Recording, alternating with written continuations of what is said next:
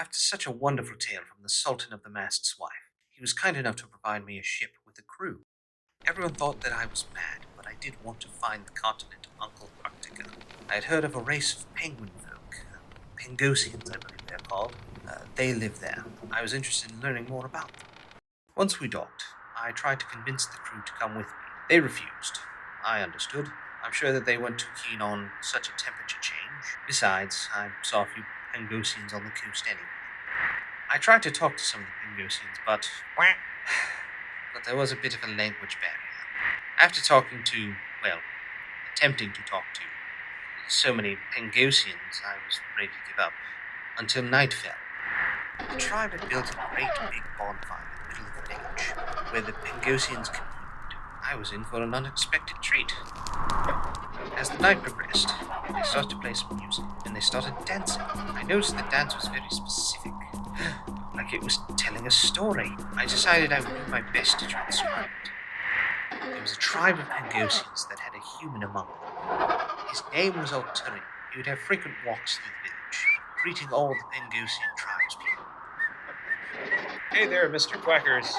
I have no idea what you're saying. Though he was allowed to walk around, he wasn't part of the village.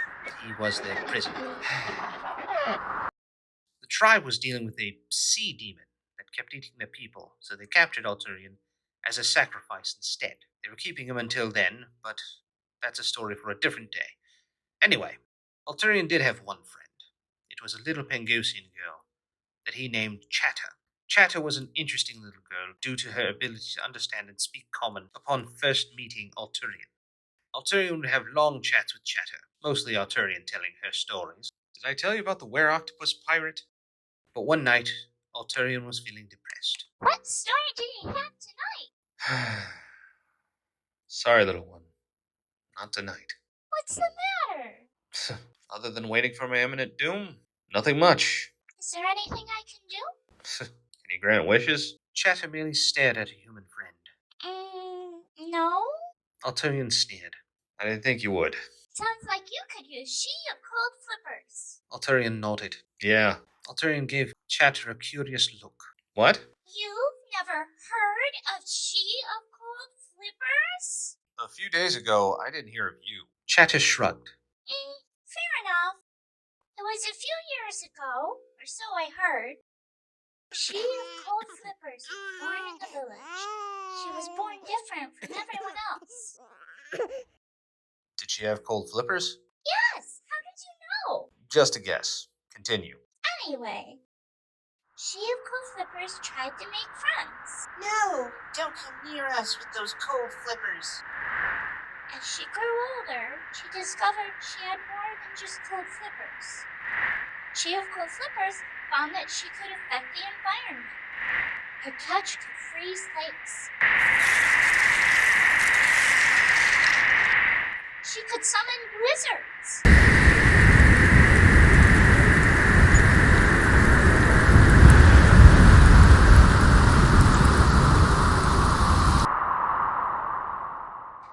And her deadliest ability was to drain the warmth out of living things.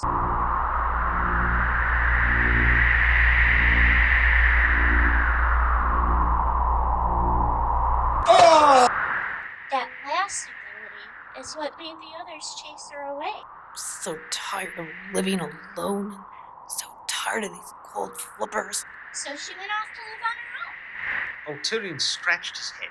What does that have to do with our problem? Chatter shrugged. I figured since she has so many powers, she might grant wishes too. It's worth a shot. Ulterion smiled at Chatter. Let's go! What? Ulterion managed to sneak out of his tent with a very reluctant Chatter. They made their way quietly through the camp. Where are we going? We're going to find She of Cold Flippers. But that's a legend. Ulterion smiled. All legends have some truth to them. Ulterion and Chatter managed to sneak out of the camp.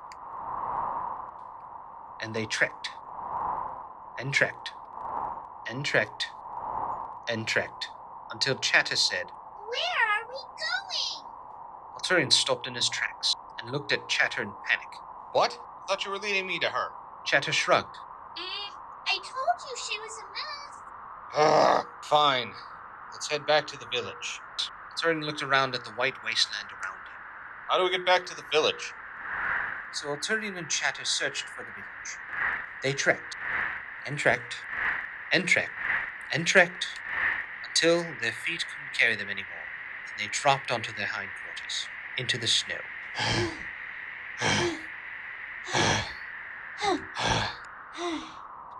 are we? Ulterion looked around, but could only see snow. I was hoping you knew. The weather got worse.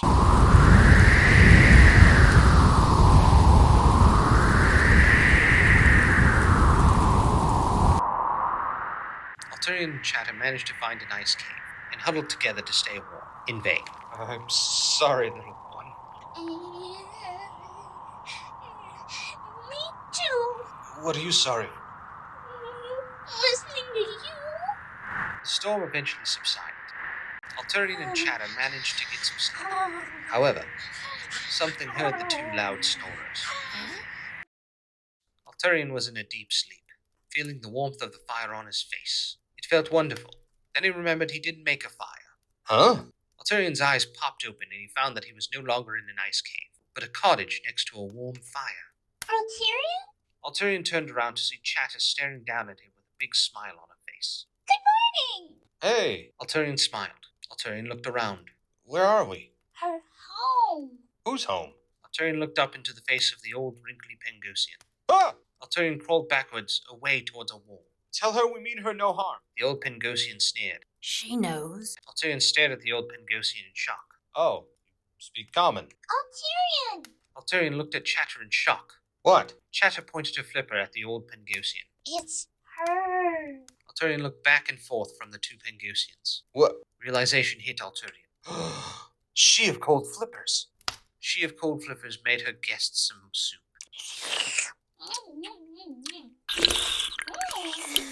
Ulterion smiled at She of Cold Flippers. This is good. What is it? She of Cold Flippers shook her head. Best not to ask.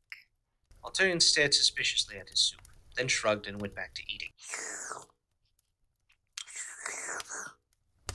After everyone was done with his soup, Chatter slept in the corner.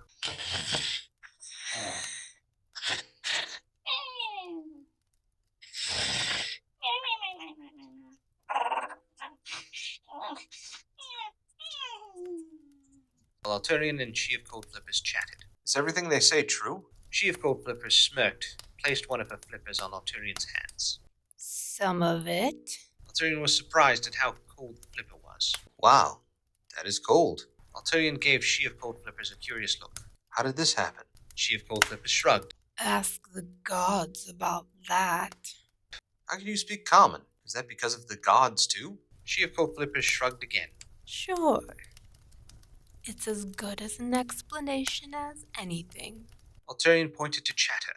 Is she going to be like... Like me. Ulterion nodded sheepishly.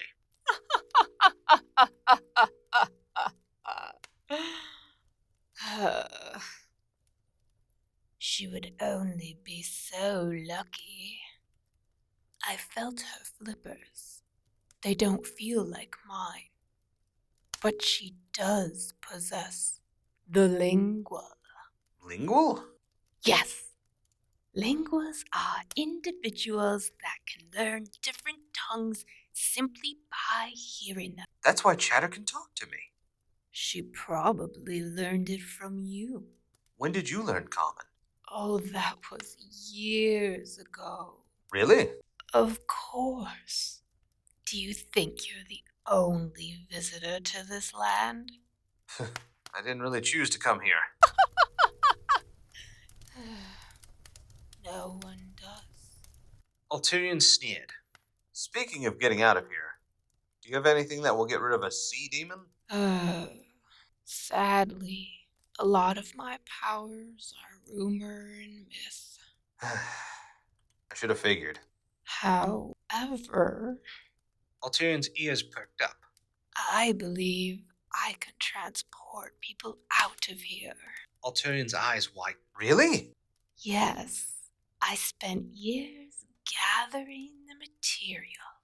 I lack one last component. Ulterion practically drooled in excitement. What is that? Polar bear saliva. Ulterion's smile disappeared. Of course it is. Luckily, a polar bear lives in a cave in a mountain not far from here. Ulterion rolled his eyes. Luckily. I would go, but Ulterion waved her off. It's fine. I'm used to these fetch quests. Ulterion pointed to Chatter. Will you watch after her? She of Cold Flippers smiled. of course. Ulterion made his way to the mountain, fighting the freezing wind. I wish these people understood distance. Ulterion found his way to the mountain. He looked up. The tip disappeared into the grey clouds above. She said the bear's cave is up here. So you have to climb several feet. It should be simple. Then let's go! You're optimistic. Realization came to Ulterion as he looked down at Chatter. What are you doing here? Ulterion clapped a hand over his mouth. Chatter went to say something, but Ulterion clapped a hand over her beak. Ulterion put a finger to his lips. Shh. Ulterion pointed to the mountain. You have to be quiet. We don't want to start an avalanche. Chatter nodded. Why are you here? I'm missing out on the fun. Fun. Ulterion clapped a hand on his mouth again and looked towards the mountain. When he saw no activity, he took a deep breath to compose himself. Okay, we're just going to find a polar bear with a child. Nothing wrong here. Ulterion and Chatter climbed, struggling to ascend and stay silent.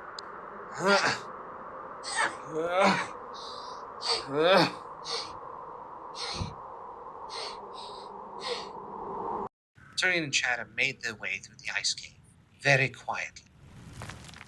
Ulterion and Chatter found the polar bear.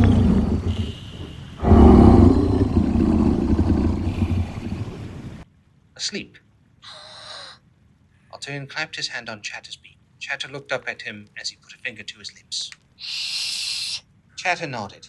Ulterion slowly moved the vial she of Cold Flippers had given him towards the polar bear's mouth.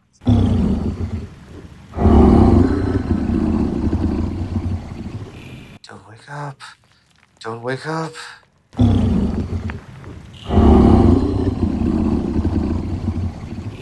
Ulterion managed to collect a lot of drool. A lot of drool. You. Once Ulterion collected what he needed, he and Chatter, quietly, made their way towards the exit of the cave. Chatter was so excited. I'm so excited! Ulterion put a finger to his lips. We're gonna defeat the sea demon! Ulterion aggressively banged his finger to his lips. We could... Ulterion grabbed Chatter's beak, forgetting how sharp it was. Ow!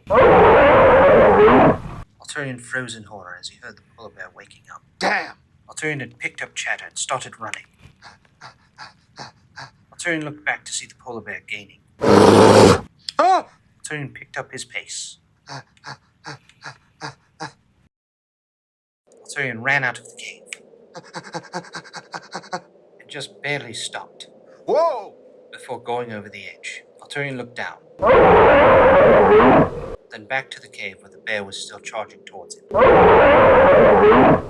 Ulterion looked around in panic until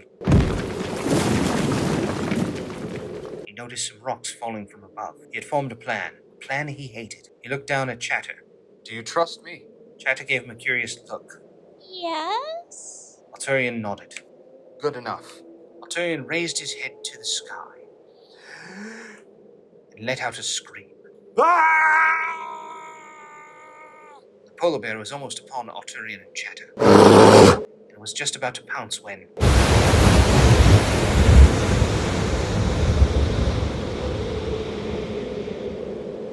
an enormous wave of snow came crashing down on everyone.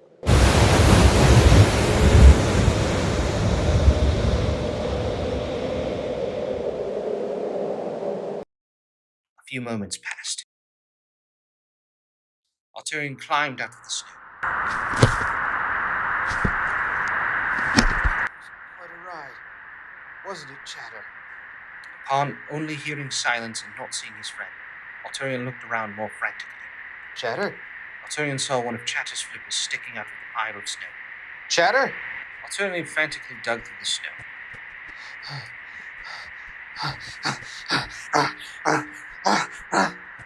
Until he uncovered Chatter, who was unresponsive. Chatter! Ulterion shook Chatter. Come on, kid. Wake up. Ulterion slapped her a couple times. Get up. Get up. She was unresponsive. No, no, no, no, no, no. No, no, no, no, no, no, no, no.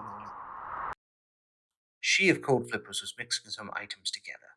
She was excited about the teleportation spell. She was too advanced in her age to get to the polar bear jewel, so it was fate that the human and the young Bengosian had found her, more that she found them.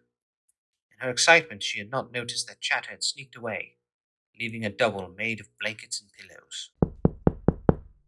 She of Cold Flippers looked towards the door with a smile. Oh, good, he's back. She of Cold Flippers opened the door. I'm glad you were able to. She of Cold Flippers was horrified to see Chatter's unconscious body in Ulterion's arm. What happened? How did she? Can you help her? I can, but. Bring her back! But. Bring her back! She of Cold Flippers was going to try another protest until she saw the tears streaming down the human's face. Please. All right, let's get her inside. There's no time to lose. Chatter awoke, with Ulterion staring down at her. About time you woke up. Chatter looked around in groggy confusion. Huh? What? At Ulterion's guest/prisoner tent. She looked at him, puzzled. Where's she of Cold Flippers? Ulterion gave her a confused look of his own. Who? She of Cold Flippers. We went on a journey to find her. We had to get polar bear jewel. Ulterion gently touched Chatter's shoulder to calm her down. Whoa, whoa, whoa, little one. I think you had a dream. Chatter shook her head. No. We went to the polar bear's cave. You collected the jewel. It chased us. You started an avalanche and Realization hit Chatter like a wave of ice and snow. She looked up at Ulterion in confused horror. died. Ulterion gave his little penguin friend a reassuring smile. Do you feel dead right now? Chatter examined herself. When she could verify that she indeed was alive, she looked up at Ulterion. No. Ulterion shrugged. Well? Chatter shrugged back. Oh. Guess it must have been a dream. A nightmare? Chatter shook her head. No. No. Although I didn't care for the ending, it was nice to have an adventure with you, even if it was a dream. Ulterion smiled. Well, you need to get your sleepy butt home. Come on. Come on, get going. Come back tomorrow and I'll tell you all about the pirate octopus monster, and how he came at me with his 10 tickles. Ulterion tickled Chatter, who laughed hysterically. Tick, tick, tick, tick, tick, tick.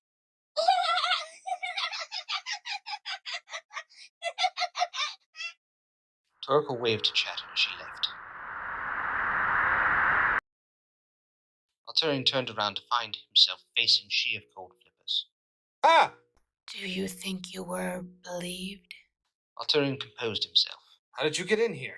Arcane secrets. Really? No. I climbed under a flap. Ulterion sneered. Oh, yes. I think I was believed. She of Cold Flippers nodded. Good. Sorry I ruined the teleportation spell. She of Cold Flippers shrugged. Ulterion nodded. The small one was more important. True. You know that you're still going to be sacrificed to the sea demon. Ulterion nodded. Yeah. But you're a resourceful one. Ulterion shrugged. Yeah. I'm sure you plan to go back to your quest. Ulterion nodded. Yeah. I take it you promised Chatter an adventure. Ulterion smiled and nodded. Yeah. She of Cold Flippers gave Ulterion a stern look. Break that promise. Ulterion's smile disappeared. I intend to. Good. She of Cold Flippers turned to leave. Good night, Ulterion. Good night, She of... Ulterion smiled. A warm heart. Oh, none of that. I have a reputation to keep. I was surprised that I was able to discern such a story through a dance. It must have been mystical in nature. I showed the Pangosian people my gratitude before my Kilnochi sailors and I departed. I had gone from a blazing desert to a frozen tundra, so arriving on the island of Tabanan of the Isle of Iree, with its temperate climate, was a very refreshing experience. The Isle of Iree was a traveler's paradise. I wanted to indulge in the local cuisine. I wanted to sit on the beach and soak in the sun. But I was here on a purpose. I had to talk to the Mongoo. They were the people that populated the islands. They were humanoid, excepting their small snouts and bodies covered with fur. I scoured the island looking for some Utilions to obtain. After much walking, much coin, I was not disappointed. Well, yes. And business was booming. The fruit merchants were selling visitors exotic fruits. Call me some banana. The gondola tours exciting And this is where the flamingos like to bathe. and the music got the visitors to dance. Whether they knew that it or not. And there was. His job was to give the lady folk an experience. Hello, my beautiful one. It were a job to give himself. Excuse me, madam. Be mistaken for the sunrise. In fact, We usually charge 2 gold. Keep it more precious We will be needing the gold now. Oh, okay. asked him to stop. We all had our jobs, not jobs, but we all had our most important responsibility.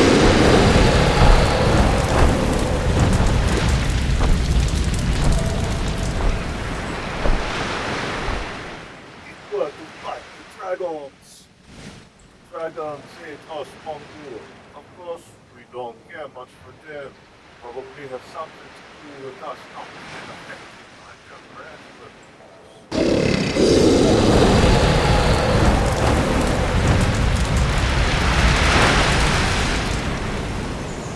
Nor their offensive magics. However, we still had to be wary of their defect jobs. The battles would be fierce. But we be triumphant more times than not.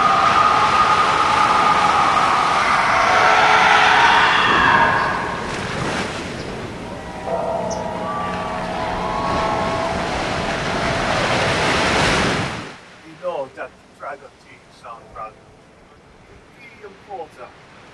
Anyway, back to Abigail. Abigail was working. Find himself a female visitor. We was gonna pick a flower. We don't know how to pick it. Whereabouts? Where? He saw something.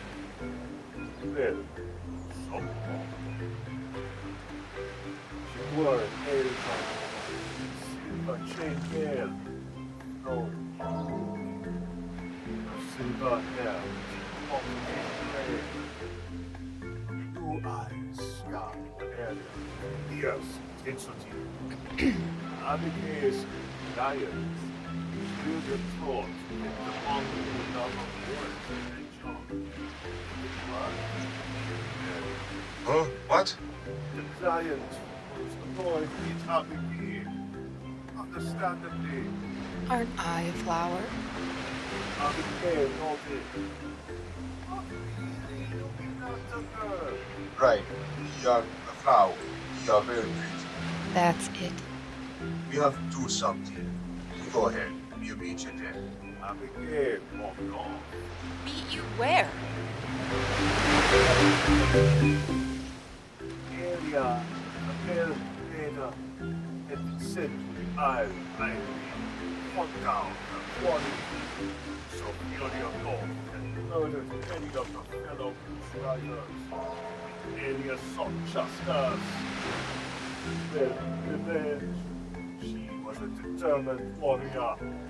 Never stopped on the hunt. She would not suffer destruction. Not from the sunshine. Not from the music. Not from the exalted fruits. Nothing.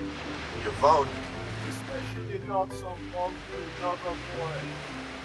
There at the Mongoo. What? Abigail smiled, unaware of the annoyance in his soul.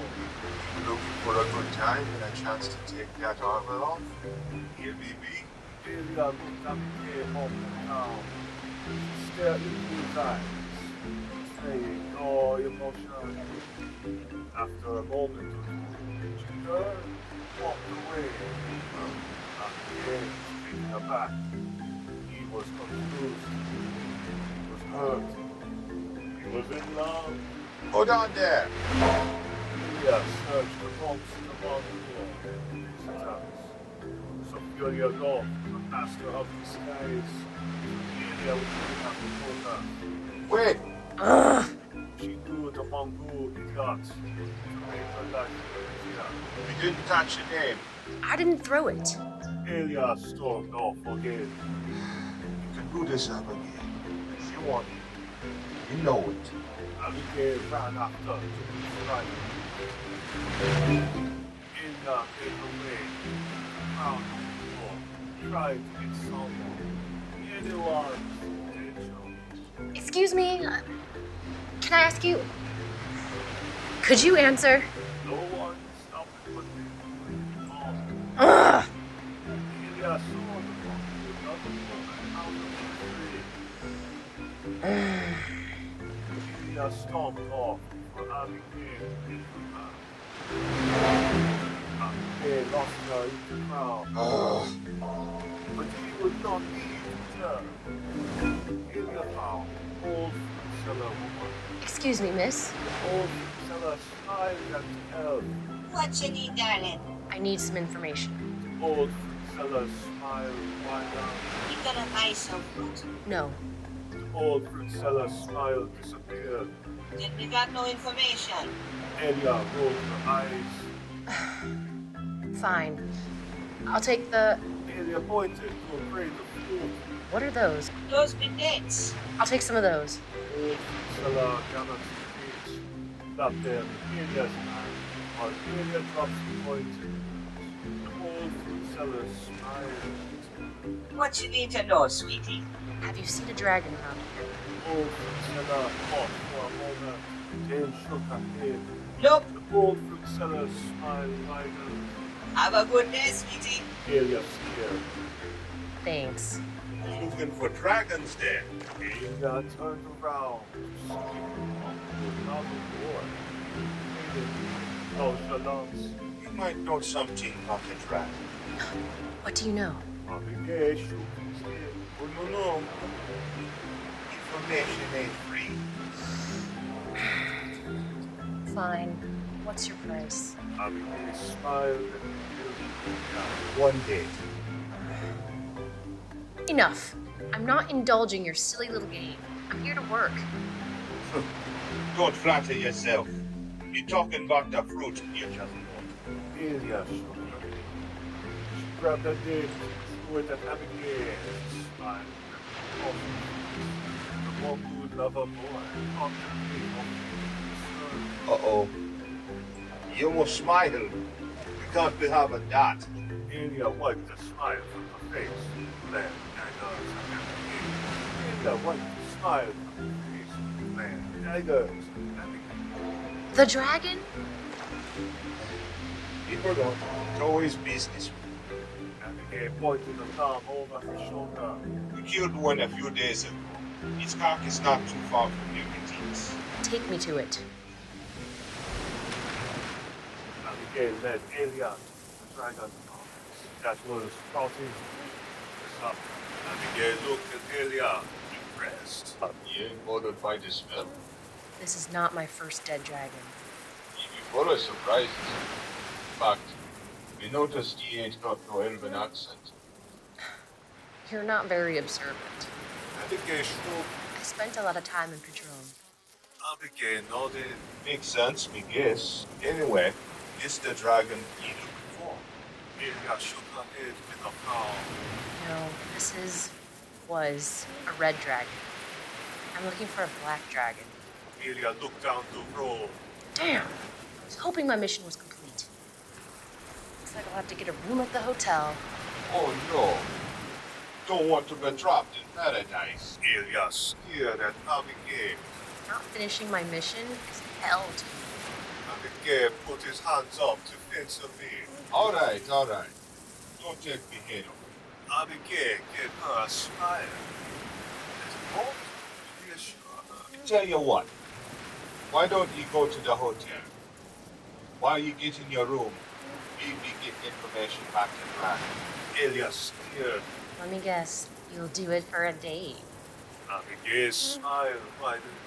I mean, put up in the food for. Ilya smiled. It depends on how much information you get. Abigail was beyond excited about the job to try to locate her, especially now that he got a smile out of the elder.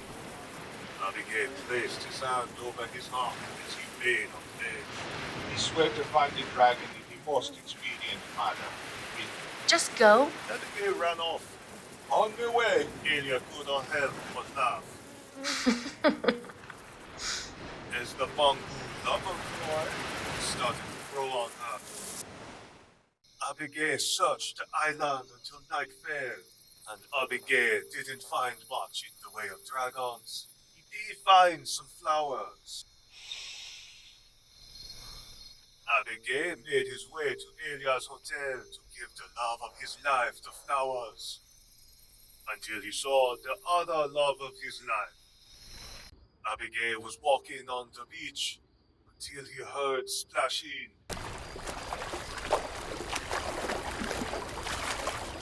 Huh? Abigail investigated the splash here.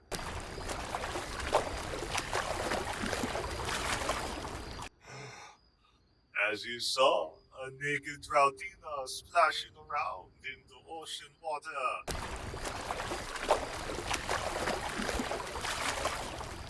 Abigail wanted to stand there and enjoy the show, but the Drautina noticed him watching.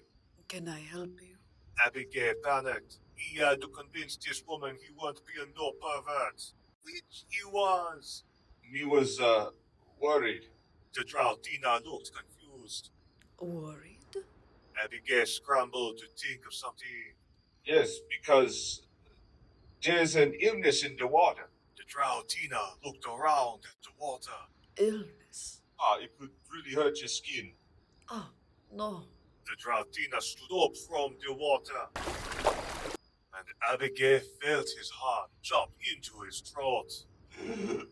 As the Drautina's lithe purple body and her long, wet silver hair shined in the moonlight, she looked around at her body. Did I catch it? Did you see anything? Abigail stared at the Drautina, mouth agape. The Drautina gave him a curious look. Well? Abigail shook his head. No. No, look. The Drautina stared at Abigail in her nude glory. Abigail couldn't help but smile. Perfect. The Drautina dressed herself, much to Abigail's sadness. Abigail and his new friend, Sophia, walked on the beach, talking and laughing. As the night progressed, and eventually,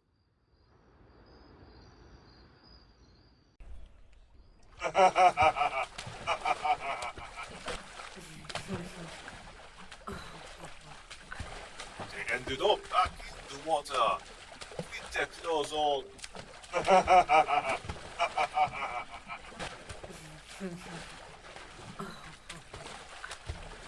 Say, what are you doing tonight? Abigail stopped his fun as he remembered his mission. Oh no! He was supposed to look for a dragon. Sophia looked shocked. Abigail was surprised by his new friend's reaction. What is it? Are you looking for a black dragon? Abigail was taken aback by what she said. You saw it? Where? Sophia pointed down the beach. I saw it go into a cave a mile or so that way. Abigail smiled. If he found the dragon, then Elia would be his special friend.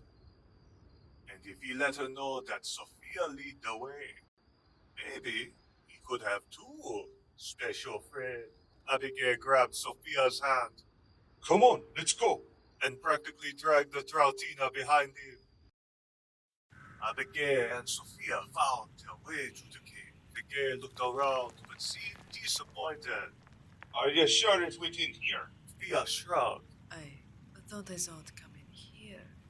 Abigail looked at Sophia curiously.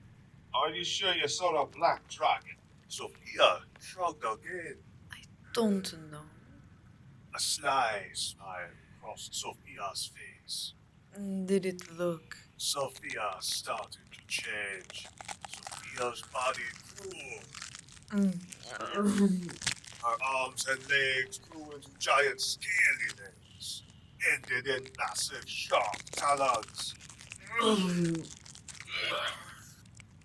And her neck extended with her head, becoming a draconic maw with razor-sharp teeth and bright green eyes.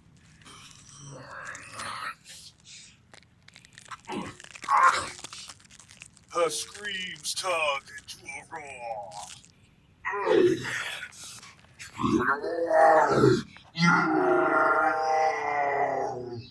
Abigail looked up in horror as Sophia, the dragon, stared down at him.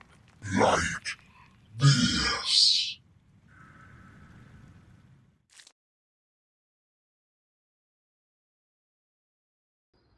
Abigail managed to escape the dragon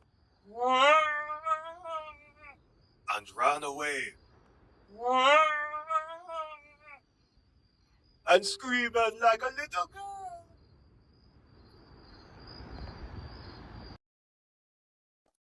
Abigail ran into Elia. Oof. Abigail was surprised to see Elia. Elia! Did you find the dragon? Abigail looked back to see Sophia Gold flying towards him. Abigail looked back to Elia and nodded. Me pretty sure me found it. Sophia Gold landed before the Mongoo and the elf. Abigail ran behind Elia and cowered. Elia steered. My hero. Sophia Gold glared down at the elf warrior. Are you the one that has been hunting me? Elia glared defiantly up at the dragon. Elia glared defiantly up at the dragon. You killed my brethren! Sophia Goth shrugged. You need to be more specific. I've killed lots of people. Are the two of you going to slay me? Elia smiled. You're right. Elia unsheathed her sword and threw it aside. Have you gone mad, girl? Elia started taking off her armor. Abigail was going to protest, but he wanted to see where this went. Let's make this a fair fight. Elia started to change. Huh? Elia grew, and her skin became silver scales. Her limbs grew into long, scaly legs, ending in talons. Giant, leathery, bat-like wings exploded from her back. And her neck elongated and ended in a large, draconic maw with razor-sharp teeth. Her groans became a roar.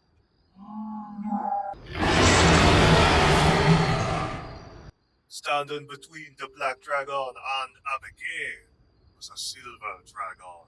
This the weirdest thing. The true dragons started fighting. Abigail watched the battle, unsure what to do. Sophia the Goth pinned Alia to the ground. Sophia the Goth raised her claw to the sky and was about to bring it down on Alia's throat. Abigail looked around frantically. He found a large rock. He grabbed it and threw it. The rock sailed through the air and connected with the black dragon's eye. The black dragon glared at Abigail, who looked up at her sheepishly. Maybe me shouldn't be here.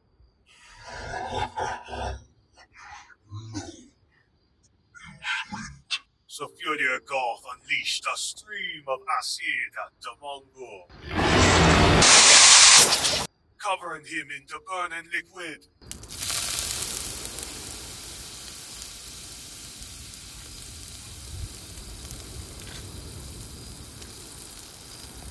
Sophia the Goth was surprised, as the acid burned everything around Abigail.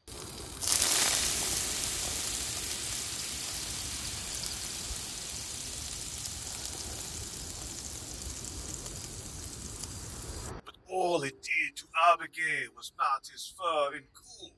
Ew. Fool! Dragon breath weapons don't hurt Mongoo. Alia swung her claw at the black dragon. The dragons went back to fighting, with Alia winning this time. Abigail cheered from the sidelines. That's right, take her down. Until Sophia the Goth's tail slapped him, sending him flying for a long time, until he finally landed at the other side of the beach. Until he finally landed at the other end of the beach. Abigail tried to get up. So what is your leg? But the ordeal was too much, and Abigail passed out. Abigail didn't know how long he was unconscious, but when he woke up, he was met by Alia's face.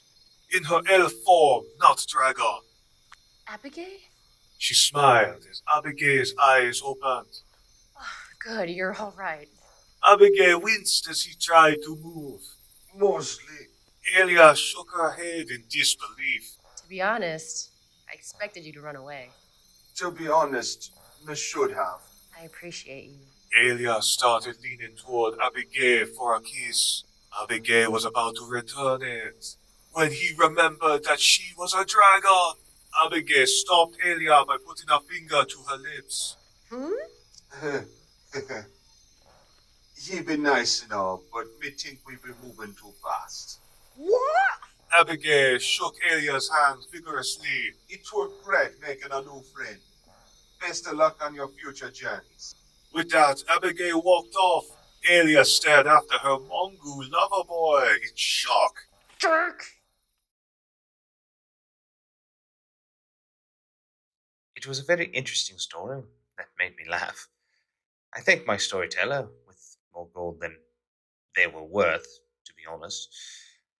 I made my way to the mainland of Bamboa. My Kilnochi escort had to go back home. I respected their decision. They asked if I wanted to go back with them, but I declined. My mission wasn't quite finished. Some Mongoo helped me to the mainland, for some coin, of course.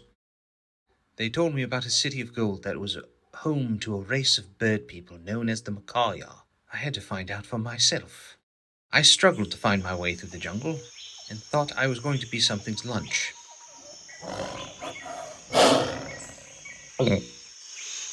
I found the Golden City, finally, and luckily. I searched around the Golden City, but couldn't find anyone.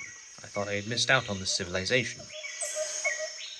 I was about to give up my search until they found me, as the tips of spears were pointed at my throat. Hello. I thought I was a goner, but it turned out the Macawya understood common. After talking with them and assuring them that I had no interest in that gold, they treated me like an honored guest. Apparently, they could understand a language just by hearing it once. They were a fascinating people, and once I told them about my mission, they told me about a fascinating story. About spirits from another world stealing the sun. Many moons ago, the city was in infancy, and we were just farmers.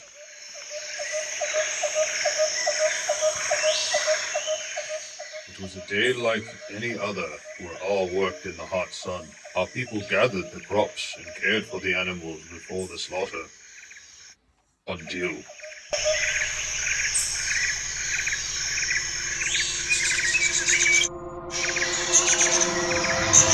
something covered the sun. Our ancestors stared up at the strange cloud. Instead of being fluffy, it was smooth, almost perfectly round. Our people stared up at it for a long moment, until the cloud opened up, and a strange strong wind came from it. It didn't blow our people away, but dragged them towards the cloud, which swallowed our people. Most of the captured slept in glass tubes, while young Skuwok was strapped to a hard table. Looked around to see glowing, beeping gems. Shadowy figures leaned over Skuwok, who panicked. The shadowy figures started operating on Skuwok. It was unclear what the Sun Thieves did to Skuwok, or how many times they did it. But it changed Skuwok. Days had passed, and the Sun Thieves had educated Skuwok thoroughly. Once Skuwok was ready, he was given his purpose. Skuwok knelt before his masters. What is it you need? Yes, I know of the caves to the north.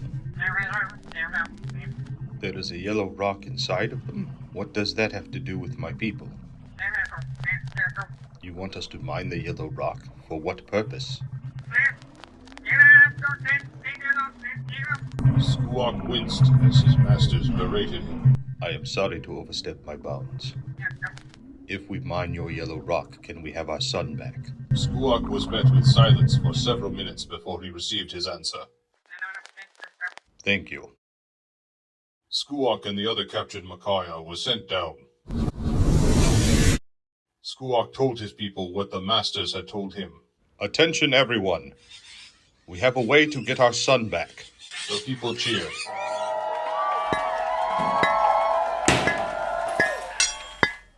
Our people began mining immediately. Skuwok and the other captured Macawya were made overseers by their masters.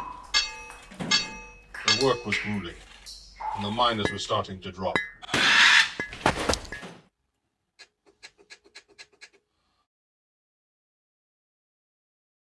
Skuwok was concerned about our people, so he went to plead with the masters. Skuwok knelt before the masters. Masters, my people are struggling to mine the yellow rock. Could I have some assistance? Skuwok smiled in excitement. You have something to help? Thank you. Something started manifesting in Skuwok's hand. And much to Skuwok's horror, the object that appeared was a whip. I don't understand. But... Skuwok winced. Yes, my masters. The captured Macawya became slave drivers for the Sun Thieves.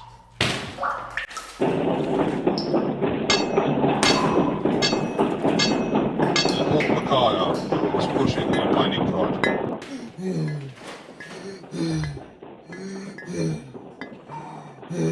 Until the heat and exhaustion became too much, and they fell to the ground.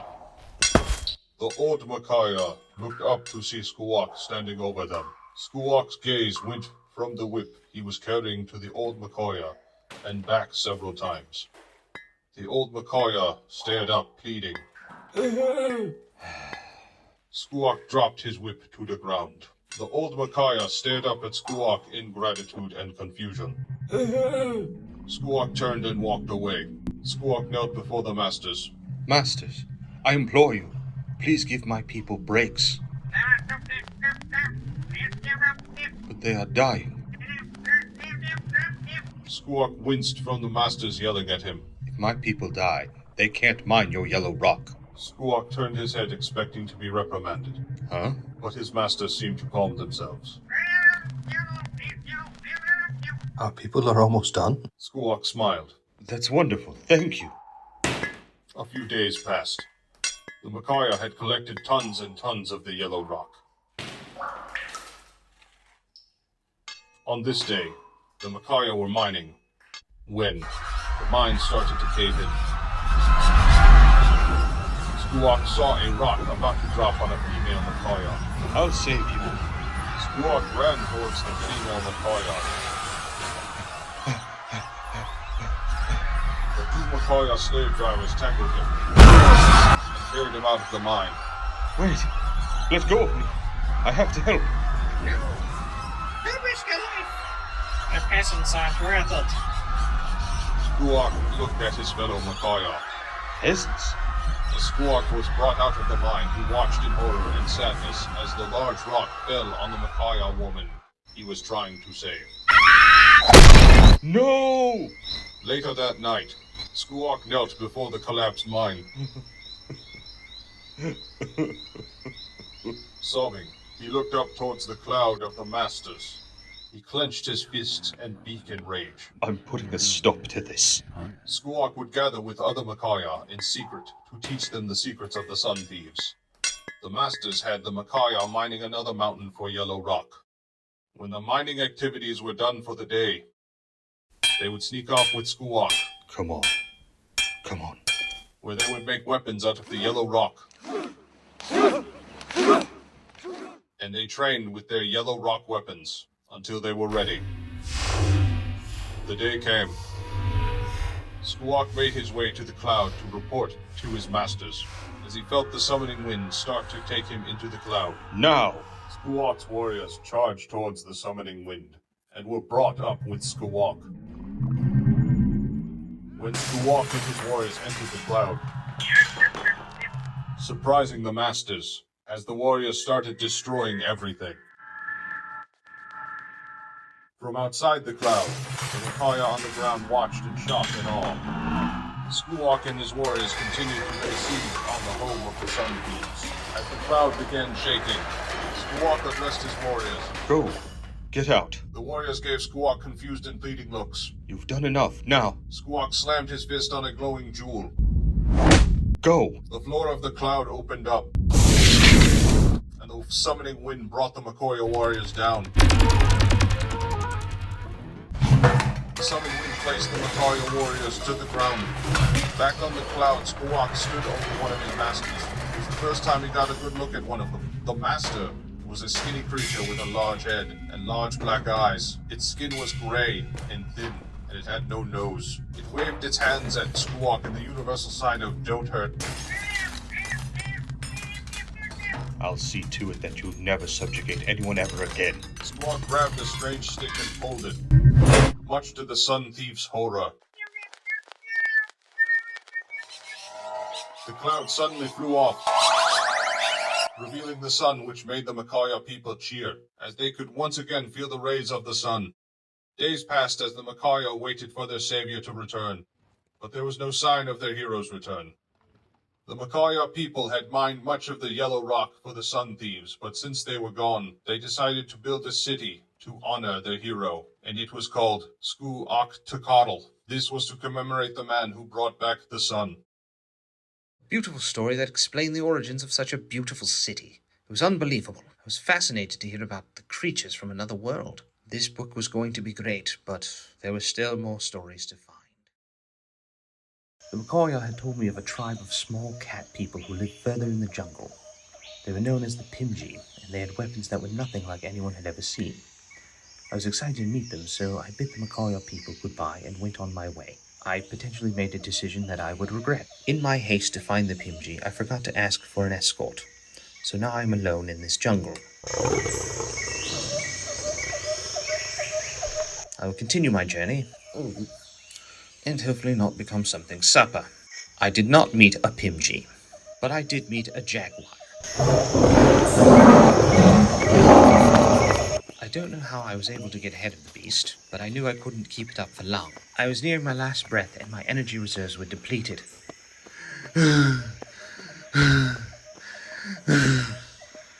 As the beast was getting ready to pounce on me, I was about to drop when I heard bird calls. Huh? I looked up to see two birds staring down at me.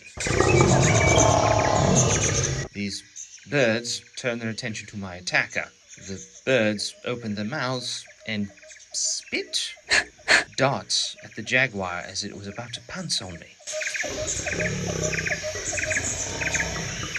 The beast dropped to the ground, unconscious. Out of the bushes came the operators of the birds. They were the Pymgy I was looking for. They brought me back to camp, and I was surprised by the welcome I had received. It seems they had encountered gnomes before, but they referred to us as Sky Children. I asked how they knew us, and my goodness, what a story they had. The Pymgy had been harassed by other tribes of Bamboa for being small.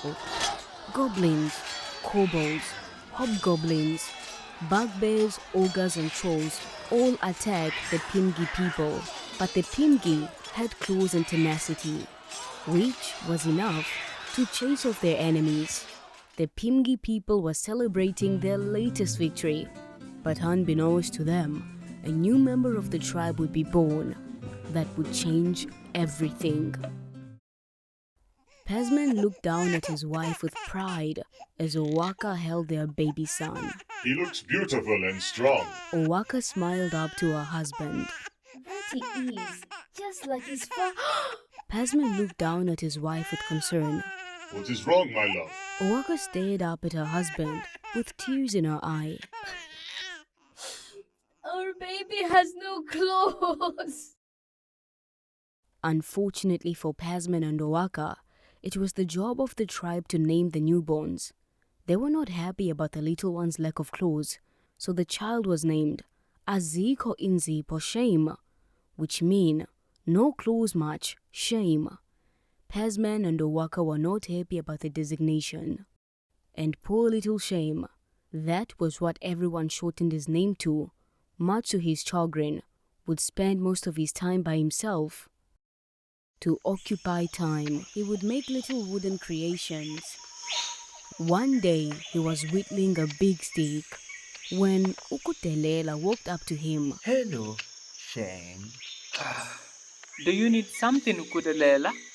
Ukutelela smirked. Not from you, Clawless. Shame continued to whittle a stick without looking up at Ukutelela.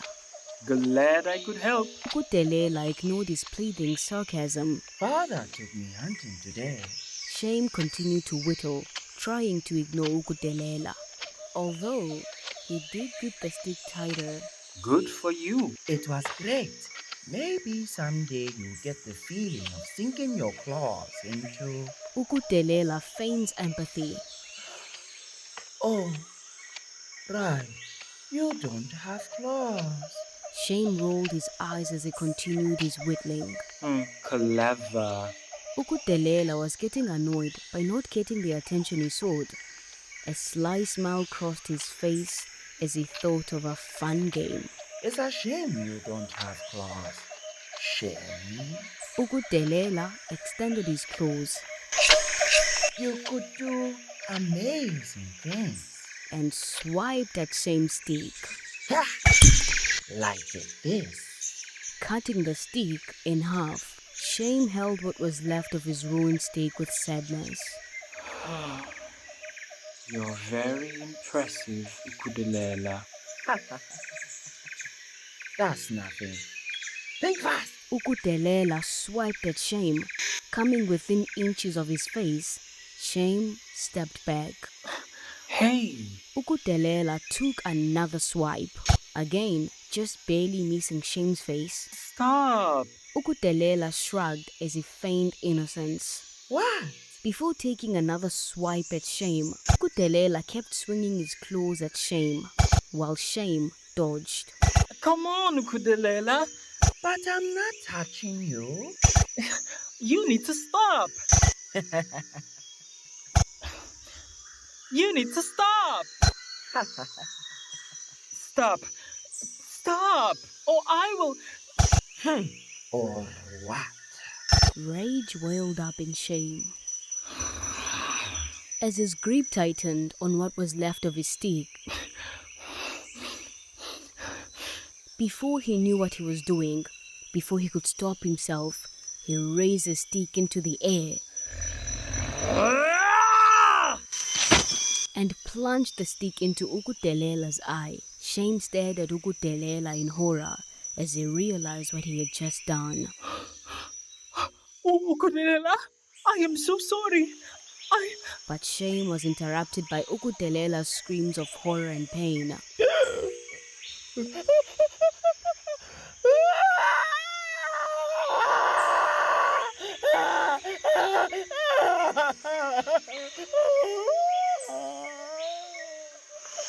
The next week would decide Shame's fate. Shame stood before the chief and the rest of the tribe.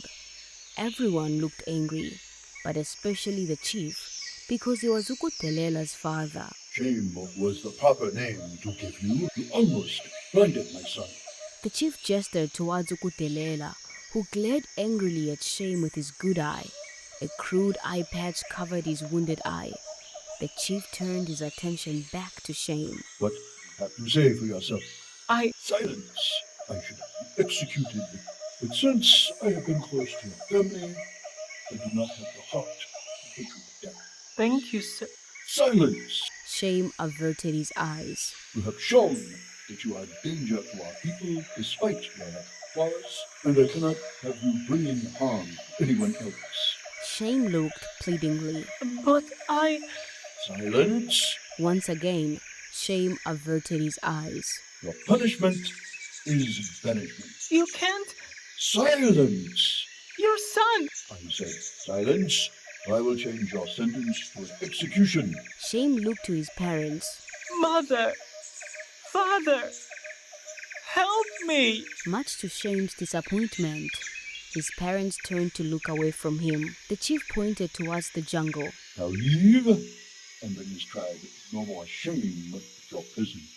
Shame hung his head in, shame, as he walked towards the jungle.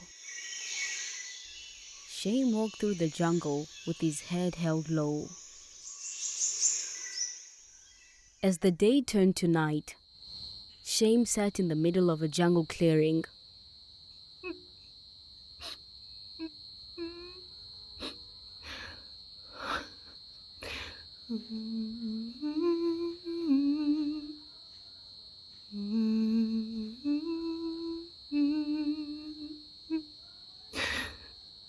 And cried.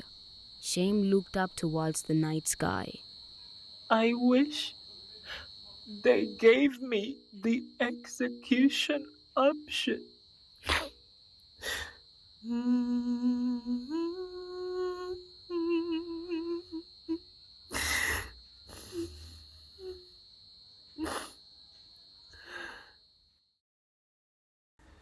Quick note. The Pymgy people did not understand Common at the time. That will be important later. Days passed. Shame managed to survive on fruits and vegetables he could find, as well as small animals that he could hunt. He had no claws to take them down, but he was good at creating makeshift spears to do the job. One day, Shame was climbing a tree, trying to see if he could get some fruit. Hello! Huh?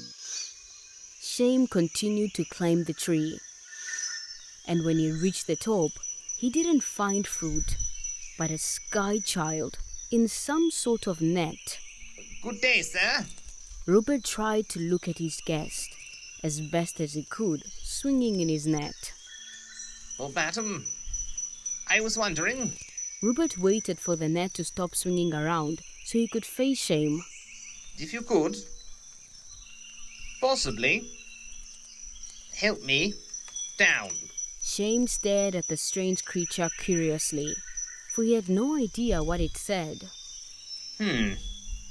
Seems to be a language barrier. As Rupert came around again, he mimed a close swipe. Shame understood the gestures as he, with great sadness, showed Rupert his claws. Well, lack of thereof. That is most unfortunate. Shame assessed the situation. A realization came to Shame. He had no claws, but it didn't mean he didn't have teeth. He bit a part of the net. Ripping it open, Rupert smiled as he found himself free. Thank you so much. Rupert found that he was standing on a weak branch. Oh dear. Once Shame had descended from the tree, he helped the injured, limping sky child. Ow, ow, ow, ow, ow, ow, ow. To the shelter of a hole in a tree, the two men shared some fruit Shame had foraged. This is delicious. What is this? Shame ate his piece of fruit.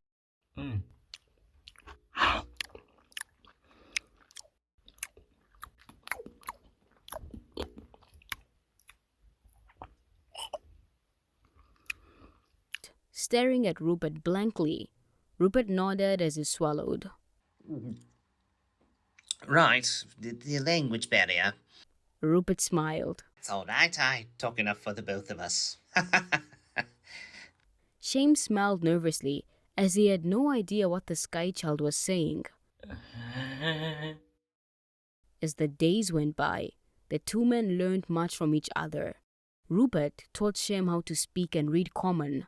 All right, try this sentence. The cat drinks milk. Good show, my boy. Shame smiled a big, toothy smile. Rupert hoped it was a smile. It kind of scared him. Let's continue. Shame would teach Rupert the finer points of survival while acting like a guide and guardian. Rupert was limping along when he heard a hiss. Huh? Rupert looked down to see a snake staring at him. Rupert backed away. Easy, friend. I don't mean you any harm. The snake more than likely didn't understand the sky child's intentions. It just knew this thing would be a good meal. It leaped towards Rupert. Rupert put his hands up in a pathetic attempt to defend himself. Before the snake could sink its fangs into the sky child, Shame grabbed the snake and proceeded to slam the snake against a tree. Rupert watched in horror. Oh my! Shame looked at his friend with concern. Are you all right? Rupert stared nervously at the dead snake hanging limply in Shame's hand. Yes, I'm fine. That creature was so fast it almost caught me before I could do anything. Rupert pointed to the snake. What are you going to do with that? Shame looked down to the snake in his hands and brought it to his mouth and took a bite. Rupert sneered in disgust. I'm sorry I asked. Shame offered Rupert some snake. No, thank you. I'm full. Shame shrugged, took another bite of snake. As he pondered what his friend said about the snake. Rupert and Shame's favorite pastime was when they would build things together. The two had been working on a house for Rupert. They would have long conversations, now that Shame was becoming more fluent in Common. Say, I never asked why you were in that net. It's really embarrassing. Shame shrugged. I was named after embarrassment. All right. I'd always dreamed of flying. I told my parents about my dream and they You'll never do it, boy. maybe try for something else. Were not as supportive as I wish they would be, but I was determined. I would watch the birds outside my bedroom window, and I would study them. I drew up several plans for flying machines.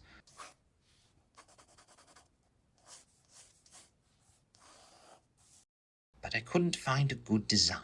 I don't know how much paper I had thrown away, but one piece of paper caught my attention. As it caught the breeze and floated to the floor gently, it gave me a new idea. I got to writing new plans. Gathering materials, I had built myself a parachute. Shame stared at Rupert curiously. Parachute? Rupert smiled nervously. Yes, I used my grandmother's breeches and they looked a lot like two chutes. Shame merely stared at Rupert. I might rename it. Anyway, I had finished my project. It's done! And I took it out for a test. Yes! Which was exhilarating. However, I didn't take the wind current into account on my outing. I don't know how long I sailed on the winds, but I know it wasn't long enough to bring me here. Then we met. Rupert saw Shame sleeping on the ground.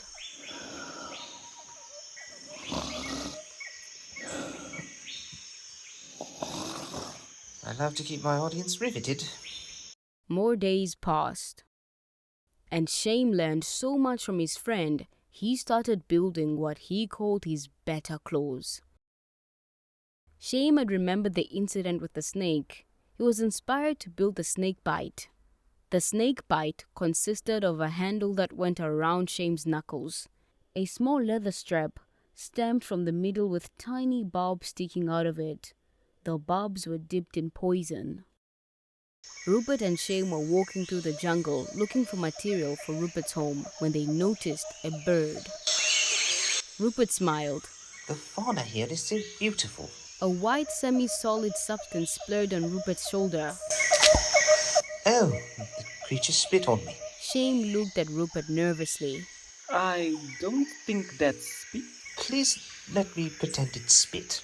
Shame allowed Rupert to think the substance was spit, while it inspired better claws.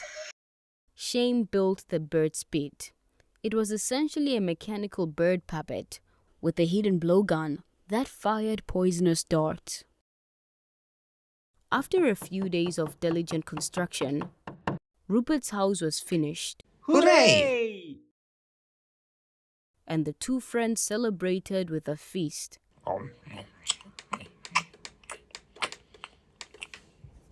Rupert ate several exotic fruits.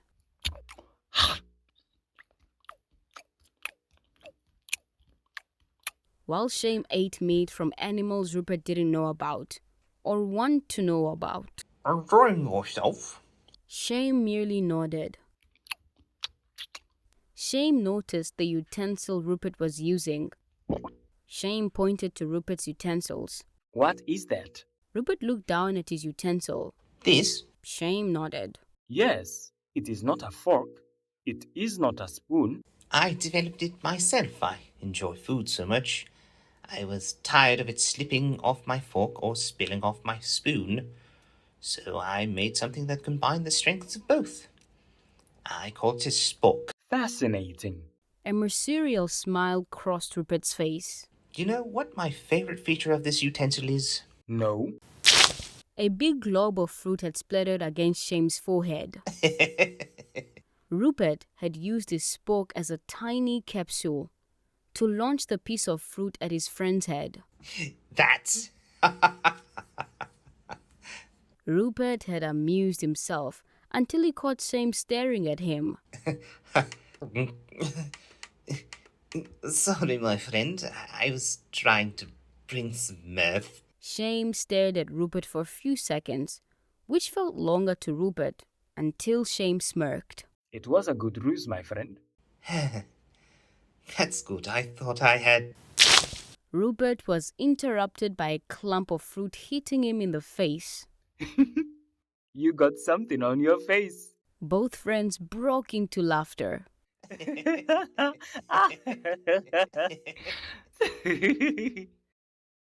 Rupert spoke inspired Shame's favorite weapon. Rupert had talked about a weapon that seafarers used called a trident, so he decided to combine the trident with Rupert's combination to make the spident. Shame was exploring the jungle, looking for food. Shame had stalked a delicious-looking deer boar. To where it was grazing, Shame found a spot in some bushes, readying his spident for the kill. You're going to be delicious. Shame was about to throw his spident when something else stalked through the bushes, which startled the dire boar.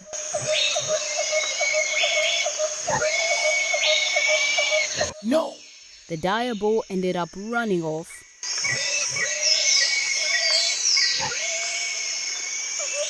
Damn! Shame saw something fall out of the bushes across the clearing. Huh? Shame recognized the thing as a female Pymgy. He knew this woman. Hebo? Shame had carried Hebo to a nearby cave where he gave her water and fruit and treated her wounds. Once Hebo nursed back to health, Shame asked her questions. What's going on? It's terrible. We were going about our day as usual when they attacked. We fought the goblins as best as we could, but we were losing badly due to our claws being unable to penetrate their armor. Our chief, Ukudelela, fought the goblins' leader, an ogre called Nsimbi Nkulu. Ukudelela fought valiantly. But Nsimbi's armor was too strong. And we all watched in horror as Nsimbi raised his massive club and brought it down. And Hebo buried her face into Shame's chest. it was horrible. Shame knew he had to help his people. Shame prepared his weapons and made his way back to his people. Shame! Wait! Shame turned around to see Rupert running towards him. Once Rupert caught up with Shame, he stopped to catch his breath.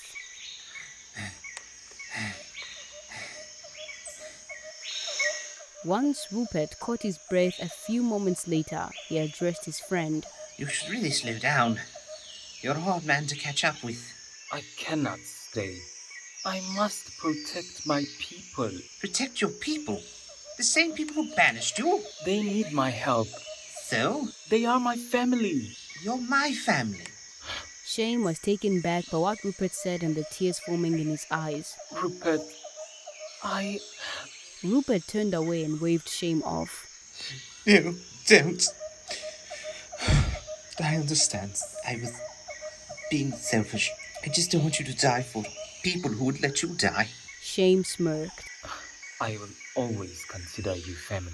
And once this is over... Shame held out his hand to shake Rupert's hand. Rupert shook his head. No, that simply won't do. Rupert embraced Shame. Nsimbi watched over his conquered people.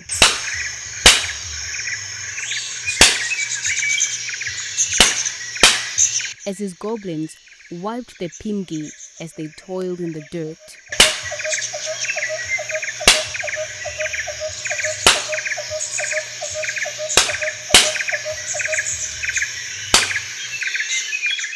Two goblin guards surveyed the jungle for escapees. Suddenly, one of the goblins felt something bite his neck. The other goblin looked at his companion in concern. What's wrong with you? The first goblin rubbed his neck. I don't know, I think some bug bit me. The first goblin brought his hand before his eyes and was shocked to find a dart in his hand. What is this? The poison hit the goblin all of a sudden, and the goblin hit the ground, dead. The other goblin was shocked by his friend's sudden demise. What the? The remaining goblin looked down at the source of the dart. Who did this? Where are you? The remaining goblin saw a weird bird in a tree. The goblin eyed the bird suspiciously. What are you? The bird opened its mouth wide Huh? and spit a dart at him, which struck the goblin right in the forehead. The goblin fell to the ground, dead. 2 more goblins were surveying the jungle. They stopped in their tracks when they heard something. The goblins aimed their spears toward the bush. We know you're in there. Come on Shame stepped out of the bushes. It would have been no use sneaking up on us. Yeah. The other goblin banged on his armor confidently. Because you don't have effect on us. Shame sneered. I don't have claws. Oh, then you're extra useless. Shame shrugged. You have me figured out. Shame lashed out with a strip of leather, slashing both goblins across the face. Oh, hey! The goblins fell to their cheeks. They looked at their hand, which had specks of blood on them. What was that? Yeah, are you gonna let me scratch us to death? Shame smirked. It's not the barbs, it's the poison. The 2 goblins looked at Shame in surprise. What? At the moment, the poison kicked in and both goblins fell to the ground. Insimbi continued to watch over his people with a terrible smile on his face.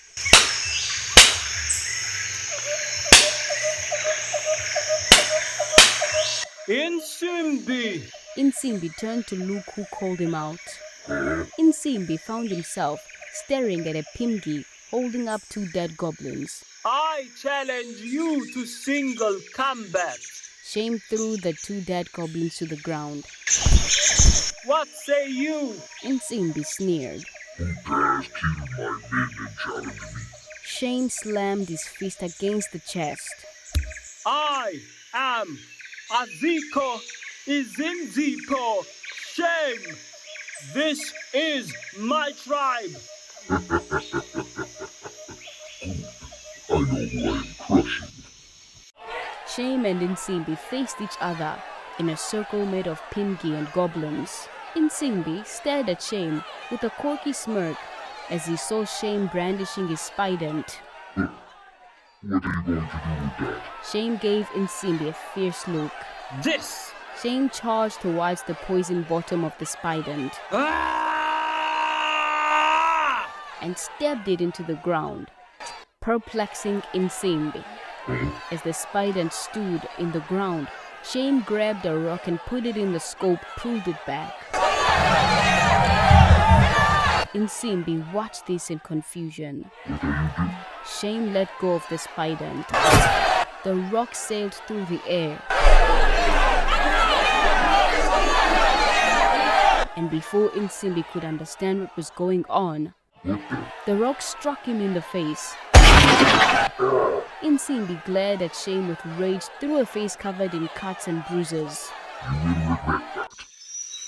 Meanwhile, Rupert sat in the home that he and Shame built. He stared at his meal of fruit, not touching any of it. Rupert shook his head. I can't just sit idly by. Rupert made his way through the jungle. Rupert looked around nervously. I wish Shame was with me. Rupert returned to see the spot where he landed. He smiled as he saw the beads of his parachute still there. It's still there. Insimbi swung his heavy club towards Shame. But Shame was too nimble and jumped over the weapon. Insimbi backhanded the Pymgy, sending him flying to the ground. Shame started to pick himself off the ground. Shame saw Insimbi looming over him, ready to bring him down with lightning-quick reflexes. Shame thrust his spident toward the ogre, stabbing him in the knees. Insimbi fell to his knees. Before Insimbi could get up, he found the points of Shame's spident aimed at his throat. Yield! The Pymgy people exploded in cheer.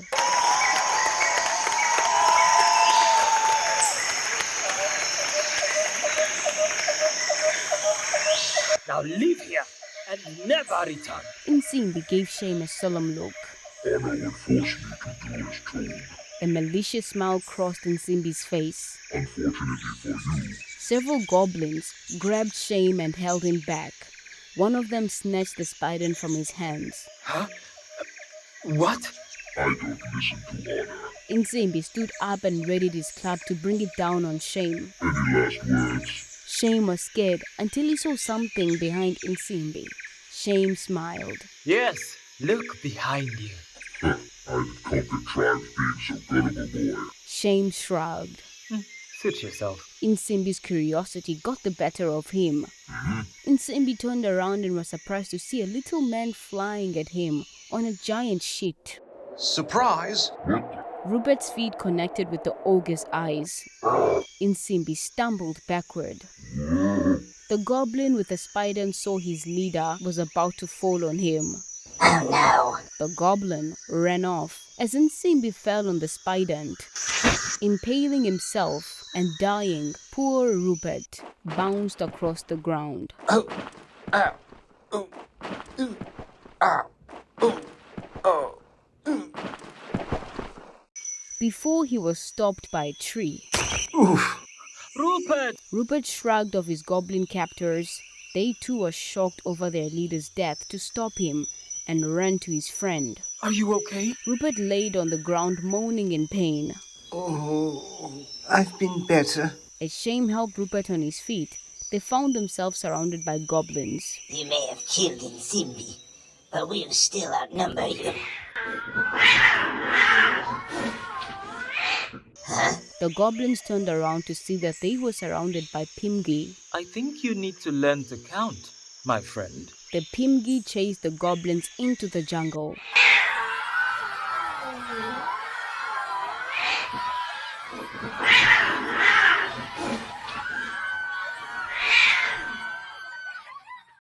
Days passed. Shame showed his people how to build his interesting weapons, and a few Pymgy developed their own weapons. Then one day, Shame and Rupert made their way back to the jungle. Wait! Shame and Rupert stopped to look to see Hebo running toward them. Where are you going? Shame smiled. We're going home. Hebo looked at Shame in confusion. But this is your home. Shame shook his head. It was. But what if we need you? Shame looked over Hebo's shoulder at some young Pymgy training with their new weapons. Shame smiled at Hebo. You won't buy. Shame and Rupert turned and walked into the jungle and into legend. I was fascinated by the people and their wonderful story. Bamboa was growing on me. I'd spent years with Pymgy. I never thought it would happen, but I decided Bamboa would be my home. I didn't know what would come of my story collection. I thought that I would just shelve my orb of witness somewhere and listen to it for nostalgia purposes. I thought I'd be the only one to enjoy it, really. Then something extraordinary happened. A gnomish ranger by the name of Sedgwick had come to find me. I learned that he was the grandson of Welksis, the warden who had taken good care of me back home at Boomford. You see, I left without permission, which was a jailable offense. That's a real term, but anyway. She had passed, which saddened me. Apparently she went in her sleep before she could go to prison, so small miracles, I guess. But anyway, Sedgwick had told me that she discussed my project with the family, and he was dying to meet me. He wasn't here to take me back. He wanted to learn the stories I had been collecting. This was wonderful. So, I gave him my orb of witness so that he could take it back to my people, and they would be less close-minded. So in closing, if you're hearing this, it's a fantastic world that's all around us. Make sure you explore it. Make sure you tell your own stories that inspire those that hear them.